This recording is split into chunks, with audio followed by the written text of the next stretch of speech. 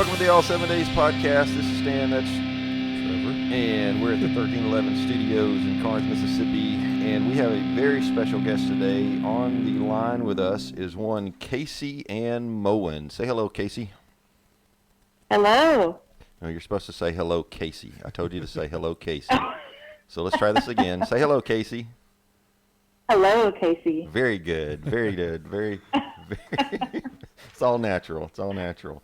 Casey is a good friend of mine. She sent in a topic for discussion, a question per se. It's more of a topic of discussion, though.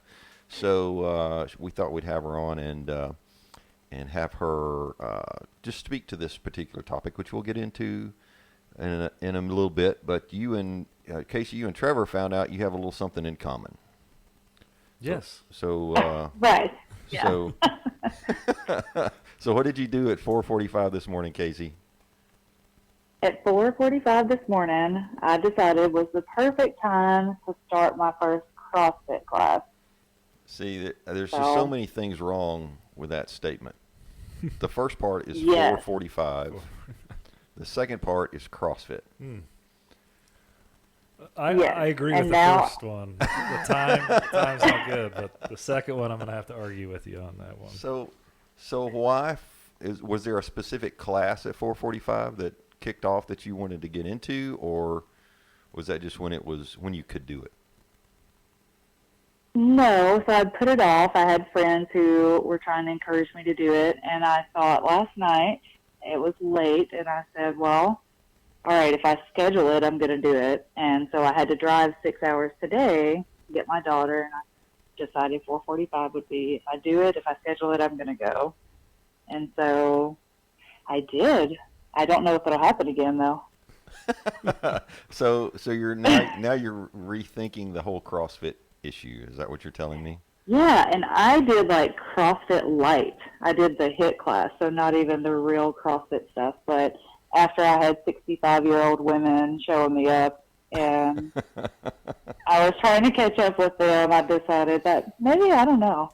We'll see how the 6:30 p.m. class goes. get the latecomers. That's pretty good.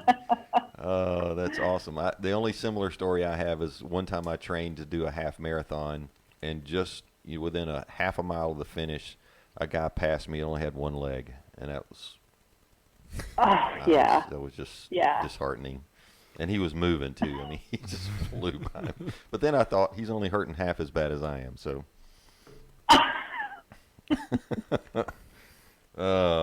So why were you quote unquote picking up your daughter? Why did you have to pick up your daughter, and what does that entail? So I live in Wisconsin, and my parents live in Mississippi near you. Yep. And my husband and I decided to take a trip without the kids, so we split them up, and one kid stayed with one grandparent in Wisconsin, and then Ava, the oldest, stayed with my parents in Mississippi. And so we're back now from Hawaii and refreshed. So we have to come down and pick her up now. She's kicking and screaming. She doesn't want to come back, but Well, she came back. She has a refreshed yet sore mother picking her up. Yeah. And she's probably not very happy about that. But anyway. And I'm sure, spending however much time she spent with Mimi and Pops, she got to do whatever she wanted all the time. Oh, yeah. No, they have like no rules, not like when we were kids. Oh, I know them very well. I know them very well. Ice cream, yeah. Ice cream every day. No bedtime. Yeah, chocolate gravy for breakfast. So. Oh, yes.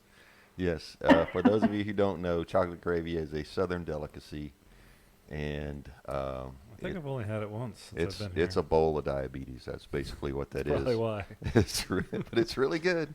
Load it up with butter. You can clog your arteries and throw your A1C out all in one spoonful. But it's awesome. Well, Casey, I appreciate you being with us. Sugar-free, calorie-free. Oh, yeah. Whatever. Sugar-free, calorie-free. That's not happening for chocolate gravy. But we do appreciate you being with us. And we just thank you for being with us. And we are going to take a quick break, and then we'll come back and talk about your topic, okay?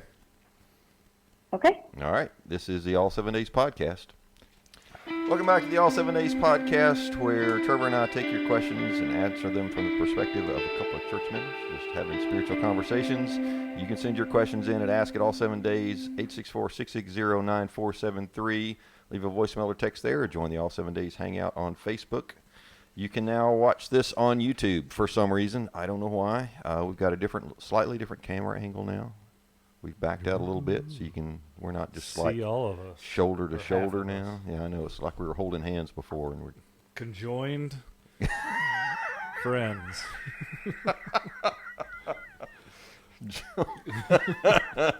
Not gonna go there. That's a later episode. Yeah, that's another episode all in itself. All right, let's get into Casey's topic. Casey wrote in, and this was very intriguing to me. And I love the concept. So her question is, what is your take on the Sabbath? And as she wrote, I grew up thinking only Jews really practice this. Joe and I recently began taking our Saturdays to rest. What that looks like for us is family time all day, no work, no checking emails, texts, and we put off doing any big projects around the house until Sunday. No electronics, reading the Bible as a family, and we attend a Saturday night service at our church. Our pastor has challenged us to read, study, and pray about this. We feel closer as a family by doing this. Just curious what your thoughts are on it. So I do have some thoughts on this. However, I would like to get more of your thoughts on this, on how you came to this, how you started this, and how this all came about. So talk to us a little bit about that, and then we'll get into some more specifics and more questions. Okay, yeah. So a couple months ago, my pastor had sent me this podcast and just asked me to listen to it. Really no discussion about it. He just said, hey, I have this interesting podcast. Would love to hear your thoughts on it. And, I was like, sure, but I never did listen to it. Kind of put it off, and this is pretty funny to say, but I felt like I didn't have time, which we'll play in later. Then weeks went down the road, and he asked again, hey, did you listen to that podcast? What do you think about it? And hated to say, I was like, oh, yeah, when I have time, I'll listen to it. I don't have, an hour to sit down yet. And then time went by, and I was driving, actually back down in Mississippi, driving the full way, so 13 hours, and he called me and said, hey, you have 13 hours straight, so you have no excuse not to listen to this podcast. So I was like, okay, I'm going to listen to it. I didn't even know honestly, I didn't even look at the title of it. I just thought it was the Bible Project, which they have awesome podcasts and videos, but I didn't really see what the details were. And so I was like, all right, you know what, Travis, I'm going to listen to it. And after I did, obviously it was on Sabbath, and listened to it, I called him immediately, and it was just like, oh my goodness. It really hit home, because little did I know, all throughout the year, he just heard me saying constantly how tired we were and how we just wish we had more time with our family, and, how the time was going by so quickly, and we always felt busy. And so that was kind of his little seed he was planting, just saying, you should listen to this and see what you think. And it was something that they had started doing as a family as well, as observing a day of rest, of just taking that day. And he said, when I called him after listening to the podcast, he had then opened up and saying, this is something we had started doing, and talked about how his family had grown closer together, closer to God, and how refreshed he felt, afterwards, and refreshed for the new week. So then we started trying it, and it was rough at first, and we're still don't have all the answers, but we definitely, it's something we look forward to now. It's whereas before the weekends I kind of almost dreaded, because I'm a stay-at-home mom, but I work from home as well, and I do chores all day. But the weekends, I think most families would agree, you do chores on the weekends, or household projects, things like that. And so you're not really getting rest. And Joe and I had we've been talking about this forever. Just, man, we thought once we got out of the Army, we would have more time, on our hands to enjoy our family and to do the things that we want to do. And then what we found out is we filled up that white space. So whenever we have an open moment, we tend to fill it up with something. Yeah. So we were thinking, where are we going wrong with this? We should have more time on our hands. And after listening to that podcast and really understanding, we don't feel like we're doing the right thing. We're not honoring that day. And now it's just awesome. Like we do feel like we're growing together. We read the Bible together, and yeah, it's just something we really look forward to now. That's really cool. So questions are kind of flopping around in my mind at the moment. Explain to me the difference that you see between the Jewish Sabbath and the kind of thing you're observing now. Well, so from what I understand, with some of the research that we've done with the Jewish Sabbath or Shabbat, there's so many rules with it that we started reading more in the Bible on it, trying to figure out, okay, well, what does the Bible say about this?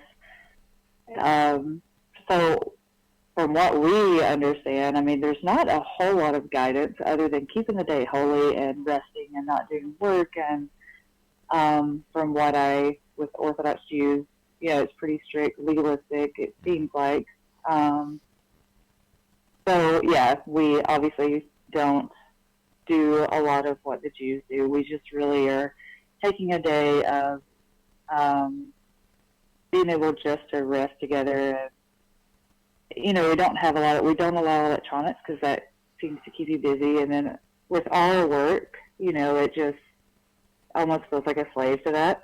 I don't want work to get involved, and then I would have the tendency to answer emails and things like that. So we don't allow electronics. We try to read the Bible together, like I said, and stay in Scripture, pray together, and just really be together, be in the moment, and not let it get busy. Right. Okay. So what I'm understanding is you're taking the principle. You're not Yes. stating this is law that we have to do this, but you're taking the principle of it and applying it to your life to help you and your family grow closer and that sort of thing. It's not a Yeah. Okay, that's great. Mm-hmm. I think that's a great way to approach it. I think taking the principles of the law sometimes can be very helpful. I guess the one and only concern that I would ever have with anything like this would be making it law, because and the only reason I say that is because in the book of Galatians, there's this underlying movement of trying to get men who are new to faith, who are Gentiles, to be circumcised. And Paul says, if you're going to try to keep any part of the law, then you have to keep all of the law, and Christ is of no benefit to you. So, So that would be my one caution. Anybody listening to this episode, what we're not prescribing here is something that you have to do in order to earn God's favor. If you are a Christian, you have God's favor, but this is a principle you can apply to your life to help your family grow closer together and grow spiritually as well. Would you agree with that? Yeah. Awesome. Oh, yeah. Okay, cool. So, Trevor, anything in your head you got? I have a small. He isn't really small, but I have a 7-year-old. He has a giant 7-year-old. Giant 7-year-old. And so, my first thought is, or question was, how did your kids respond to this when you introduced it to them, or you said, hey, we're going to do this on Saturdays? Because I know kids, when they get to that weekend, they either want to just hang out with their friends, or they have sporting events, or something's going on. So how did your kids react to the news of, hey, we're going to be doing this on Saturday? Yeah, well, we have one 10-year-old at home and then a 4-year-old. So obviously the 4-year-old she just loves that we're all playing together, being together. And yeah, so the 10-year-old, that was questions that she had was, I think for the last weekend that she was home with us before we went on vacation, she wanted to go out and play with some of the friends. And so we just explained it to her and said, this is a day that we feel like God has given to us. It's a gift to us, and this is something we really want for us because throughout the week we are so busy, and we don't always have this time together. So we just explained that to her. And maybe I just have a very mature kid, so she was okay with it then. And granted, you got to keep in mind we're pretty new at this, so I think November is when we started this, and it was late November. So yeah, it's still kind of new, but no, we try to keep it. We'll go on family walks and hikes. Well, not hikes right now in the winter, but especially in Wisconsin. Right. But yeah, just we'll play games with the kids and we do crafts. One thing that we're trying to do is incorporate some ways of giving. So just small things like, hey, do we know anybody's birthdays that are coming up? So we make birthday cards together, and just any way to keep it interesting and anything that we could do as a family. And so they enjoy that because they don't get that attention like that, a whole day of attention all throughout the week because of work and school and everything else. So no, they look forward to it. That's good. So that kind of leads into my next question is, I'm sure you've seen a change in their attitude and their behavior, and I could guess that it would probably be a positive change. But what are some things that you've seen that might be an outcome of doing this? Have you seen a change? I mean, as far as their behavior, or you mean just overall? Just overall, I would think the family time, the reading the Bible together, and just kind of growing together or maturing a little bit more. And and they have, Ava, the oldest one, she has lots of good questions, so she's really listening. She's really taking this in. And we've watched some videos before about just to kind of introduce this. But, when you talk about the Sabbath, a lot of the videos are going to be more of like how the Jews celebrate Sabbath. So we did watch some of those just to be a cultural, like, hey, this is how some people celebrate it, not how we're going to do, or honor it, I should say. This is not how we're going to do it, but there are some people that do it this way. And, she's interested and wants to know more. So that's awesome. And so our Bible readings, since it's all new to us so far, it's every time been just about this. So, what does it mean to really rest? And it's, we'll go over the 10 Commandments and talk about, well, this is actually one of the 10 Commandments. And it was funny because she was like, I had no idea. We know most of the 10 Commandments, and a lot of them are pretty obvious, but when you get to remember the Sabbath and keep it holy, what is that to a 10-year-old, Yeah. So it's been a good learning experience. But I tell you, I think for Joe and I, and poor Joe, he's not here to defend himself, but it was harder for him because I know I had been saying a lot of times, like I've been mentioning this, not necessarily about a Sabbath, but just saying, hey, we need a day of doing nothing. I need a day of no chores, or a day of we're not rushing around to go somewhere and filling all of our time up. Let's just have a day of like laying around and spending time together. And he is a person who definitely loves a schedule, and he loves lists and, getting things done, being productive. So we had just talked about this last night when we were talking about the podcast, and I said, yeah, I really think it was pretty hard for you. And he agreed. He said it was really challenging in the beginning, just the idea of not being productive, I guess. And so when I first presented it to him, because he had not listened to that podcast and kind of, started researching or anything, but it was, how are we going to do that when we have all these things we need to get done? And I can't do them during the week because I'm working, and just the big question of how are we going to set aside a whole day? But what I love about listening to the Bible Project podcast was, in the end, they start talking about, this is not your own time. And that's where we get caught up in going, well, how am I going to give a day to God, a whole day? But it's Him giving a day to us. He gave this to us. This is a gift for us to receive. And He is telling us to rest. He's telling us that, it's good to work, but in order to, I guess, be ready for that next week, it's just something that we should do and receive from Him. And when Joe heard it, that put that way of, this is not us giving it to Him, it's Him giving it to us. And he was like, oh, man, that kind of puts things into perspective. Yeah. So, yeah, I would say, I think more so we've learned more from it. Yeah, I love that. I love that the way you put that. It's His gift to us, and we here at the All 7 Days podcast would argue that all 7 days are a gift. So That's right. Mm-hmm. But wouldn't it be nice Yep. to rest all 7 days? it would. And, Yeah. here's the other thing. I wonder if I like Joe, also like lists. I do not like sitting around doing nothing. But I don't think what you're talking about here is just doing nothing, right? I mean, it's very intentional time. It's just focused Yes. somewhere else. And Yes. maybe he could make a list of intentional things to do that are completely off the radar of the other days of the week.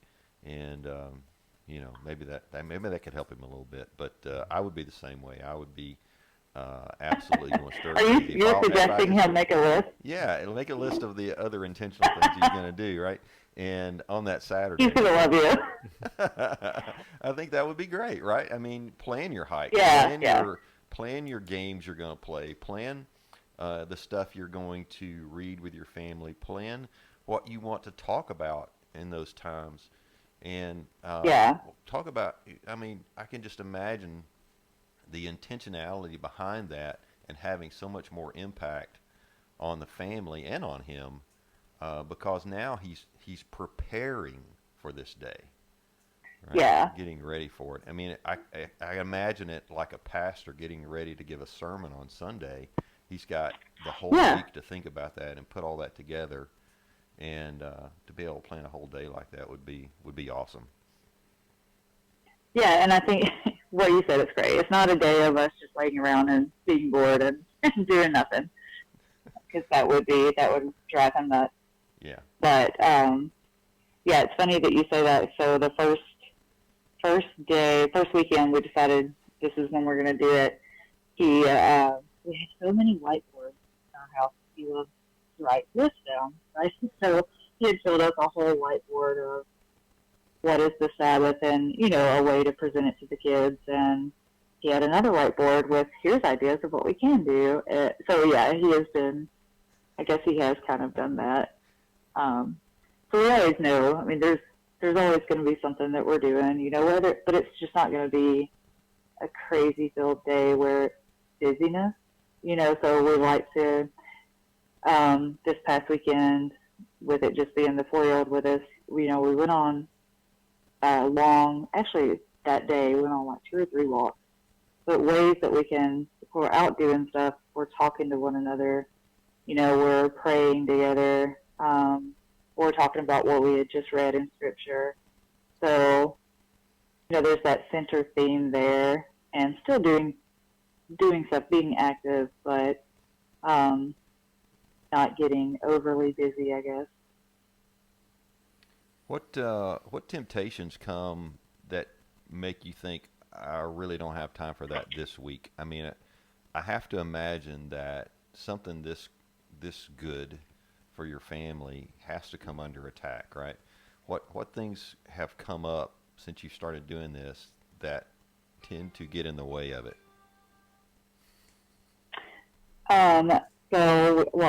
We were just on vacation, and we were flying back, so during that, I mean, there's things that happen, but I would say, and we didn't let that, I guess, bother us too much,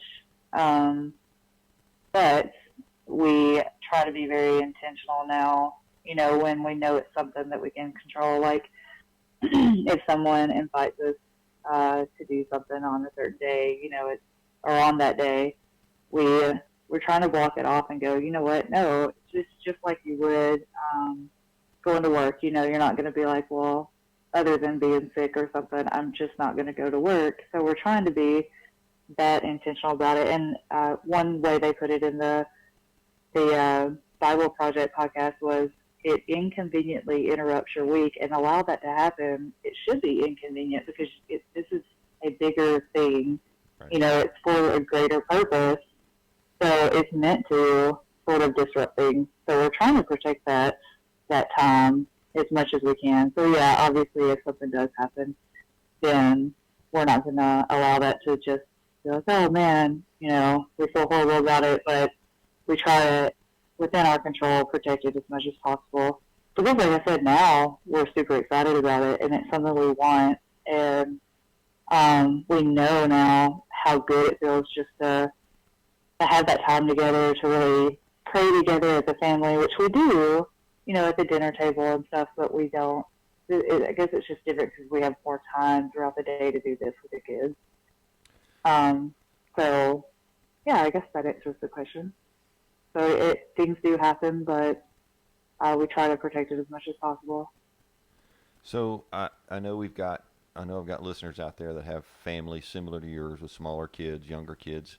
How would you suggest, or what kind of advice would you give them on how to start this? You've already done this. Maybe there's some things you would do differently. What would you say to the folks out there who are listening, who say, this really sounds great, but how do I get started? Let's see. Well, I think for us, because you hear the concept of it at first, or I guess we were very ignorant of the concept of this, and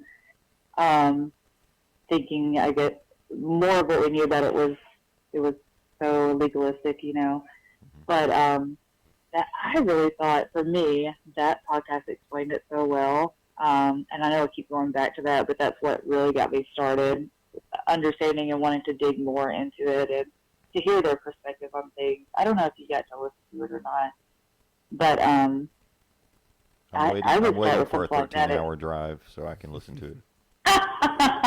Well, drive to Wisconsin tomorrow. So I don't know. I would say before starting, obviously do the research and just kind of prepare yourself for it. So that's what we did. We, listening to the podcast first, probably we should have gone to the Bible first, but this is what kind of caught our attention. And so we sat down, and when I approached Joe about it, obviously he was like, there's no way we can give up a whole day. But when you pray about it, and I really feel like, looking back now, God has been preparing us for this. I think he's been trying to get our attention for this, because it's just been tugging on us for so long that, man, we need more time. We need more rest. We need more time together. And I think a lot of people feel that way. You feel like you work all week and your weekends are rushed because you're filling it in with so much stuff. So, I presented it to Joe, and he listened to that podcast. And then after he listened to it, we read in the Bible together, sat down and said, is this something that we want? And we both agreed, yes, this is definitely something we both want, but we have to be on the same page with it. So, it took a couple of weeks of us going back and forth. And then finally we said, okay, we're ready to start. So we talked to the kids about it. The youngest one, too young to really understand. So we just she was in there with us. But with the older one, we sat down with her, talked to her about it, read in the Bible with her. And it's kind of hard because it doesn't give you a good, any kind of detail, like this is what you need to do. Right. I say it's not needed, but it would be easier, if it was like, this is what you need to do and this is how you do it step by step. But, I don't know. We just prayed on it, and it seemed right for us. And then after the first weekend doing that, it was like, yes, this is, we didn't really have any rules. It was just, we're going to pray. We're going to read the Bible together. And we presented it with the 10-year-old as, here's what it says in the Ten Commandments, and went from there. So I think we're still learning. But, I mean, we actually just this weekend decided that we would do it on Sunday. So starting, we go to church on Saturday night, so our church is a Saturday evening service. Mm-hmm. So we kind of start it there, and then it goes through Sunday. But, yeah, so on Sunday, you know, we were ready. We were back from our vacation and everything, so we just went back into it again. And at the end of the day, we were both like, man, this has been the best day. And just so happy that we have started this. And I can't wait to keep implementing it. And hopefully we just see how closer our family grows together and grows in Christ together. I don't know if I even answered the question. Yeah, I think you did. You said how to start. I think the answer was, pray on it. yeah, pray about it, study about it, and then just do it. I think But I like what you said earlier about not making it too legalistic. Right. You know, not too many rules, because I think that's where it gets. So one thing that comes to mind, just like God. yeah, you mentioned there are no electronics allowed, and I'm imagining parents listening to that and cringe at the thought of taking the iPad or the phone away from their kid. Yeah. What advice would you give those parents? Ugh. That's a hard one. I mean, we just do it. We just put them away. But I think they're so engaged in it because the kids really just want your attention, or ours do. So if they have your attention, then, you know, the other stuff, it's like ours don't really care.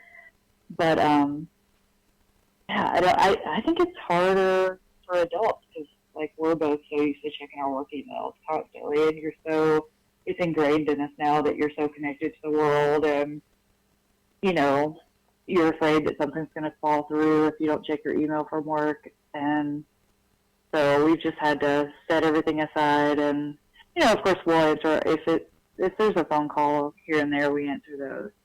But as far as, like, yeah, the kids being on their iPads or playing games, you know, on a computer or an iPad, we just don't allow it anymore. We're playing other games, so we're filling that time up with family time. Yeah, so just basically rip it out of their hands and deal with it. I think you hit on something there. It's more a fear of the parents not knowing what to do with their kids than it is fear of the kids having to do without an electronic device. I think you're dead on. If the parents are paying attention to their kids, the kids will willingly lay that stuff down. I think you're right there. I think you're right. Yeah. So this past Sunday with Layla, you know, we said, okay, what do you want to do? And so we played Paw Patrol with her, and she thought it was the greatest thing ever. So she had one-on-one mom and dad, like, all the attention, and we sat on the floor and played Paw Patrol with her. That's cool. I read something earlier this week just talking about, you know, raising kids and taking the electronics away. They have to learn, you know, you're not going to be entertained all the time, and it's not your parents' job to entertain you when you're bored. You have to figure things out on your own. And I think, you know, you take the tablets away, you take the electronics away, but you're not saying, okay, we're taking them away, I'm going to entertain you now. Sometimes they got to figure things out on their own, and I think that's a good rule to kind of incorporate is, you know, we're taking these away, we're going to be intentional with our day, but the whole day is not us entertaining you or coming up with things for you to do. You're going to have to figure things out on your own. And I think that's good for kids as they grow, is because as adults, we have to figure that out. Yeah. So. True. Yeah, I think the first weekend we did this, and you're right, yeah, so, you know, I had to cook at some point, and Joe's in the kitchen with me, and the girls are playing, and before you know it, they're building forts in the living room and putting their flashlights under there and just, I mean, loving it, you know. They're figuring out things to do, which sounds so like that's what I did as a kid. Yeah. So it just seems so different. But you're right, yeah, it's good to be bored. Mm-hmm. I and think just try to figure that thing out. if they get bored enough, they're going to they're going to be creative to come up with something to do. Yeah. And I think they need that to Right, yeah. enhance their creativity. So true. So how do you see this changing as the kids get older? Let's put your kids in high school. How do you see it looking Yeah. different Ooh, I don't know. I hope that I can just pray that we continue this, and we do ask the kids right now. We'll say, okay, well, what are some things that you would like to do? And now they know. So like Ava knows she can't say let's watch a movie together, or she can't say, she knows the things that we're not gonna do. But we ask for their input already. So maybe as they grow, the input's going to change on what they would like to do as a family. And we're not doing it all day. The whole day is just, we're all four together the whole time. But, yeah, I would hope that when they get older, I know that it's going to change a little bit, but hopefully they continue to do this, or we just force them to do, I guess. No, I'm kidding. No, but I think as their interests change and things, we'll have to adjust what we're doing as a family together. But yeah, that's a good question. I guess I don't really know. I don't know. All right, I'm going to ask you a harder one now. Oh, okay. How do you see it? This is hard for me to even think about. How do you see it as empty nesters? As what? As empty nesters. The kids are now grown. Oh man. Gone off to college. So much easier. It'd be much easier. Easy without kids.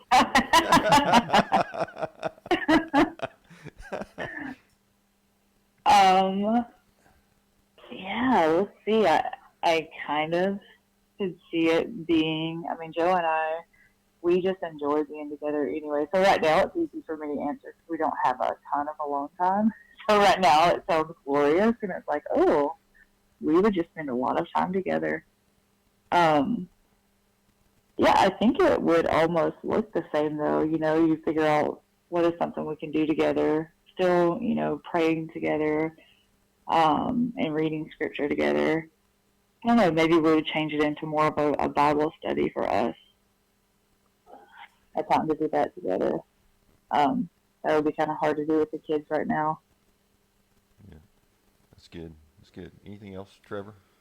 No, she's kind of covered everything that I know we had a whole list of questions, and you covered them all, and covered them very well. Yes. I think this is excellent. I think this is really something that all families should try to find a way to tap into in one way or the other, to spend that you can't have quality time together unless you put some time together, Right. whether that's quality time or not. You've got to have a quantity of time in order for quality to happen, and you're not going to do it unless you're intentional about it. We're intentional about every day of the week, and even that day, it's like you said, we've got other things that we've already been intentional about and scheduled, and the hardest thing for us to say is no.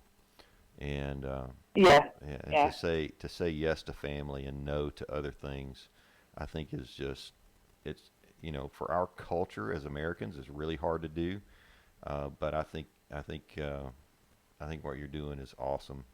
And the reason I asked those last two questions is that we've got folks out there who are saying, well, I've got kids in high school now, is it too late? Or my kids are gone now, is it too late? And I don't think it is. I think you've just got to figure out what it looks like for your family, and try to implement it in that way. All right. Any last words, Casey? Yeah. We really appreciate you coming on. Anything else? Any words of wisdom you can throw at us? Well, it's not my own words, but one thing I wrote down, because we, as a family, on Sunday, we kind of listened to that one Bible Project podcast again, and one thing that they said at the end, we wrote it down because it was impactful to us, said, time does not belong to us. It's not a possession. we don't have control over our days, the ritual practice of doing this helps us to remember that all days and all time belongs to God. So that was something that we really were like, oh yeah, pause that. We're going to write that down. Yeah, that's really good to realize everything that we have are His, and we're just being stewards with Him. That's really good. Really good. Well, thanks again, Casey, for coming on and doing Yes, this. thank you. It's been very helpful, very insightful, and I just pray that you continue with it, and maybe we'll get you back on the podcast later on and see how things are going, and who knows, maybe maybe we'll get the whole family on and have a Saturday podcast with the Moens. That would be pretty awesome. That would be chaotic and awesome. Well, cool. Well, thanks, Casey. Thank you, guys. Yeah, thanks for listening today. Remember, get your questions in at askitall7days.com, 864-660-9473. Leave us a review on iTunes and support us, all7days.com/shop. Or if you want to be a monthly donor to the podcast, anchor.fm/all7days. Look for the support button there. This is the All 7 Days podcast, where the goal is to make you think so highly of God that you forget about yourself. Now go give someone what you value most today.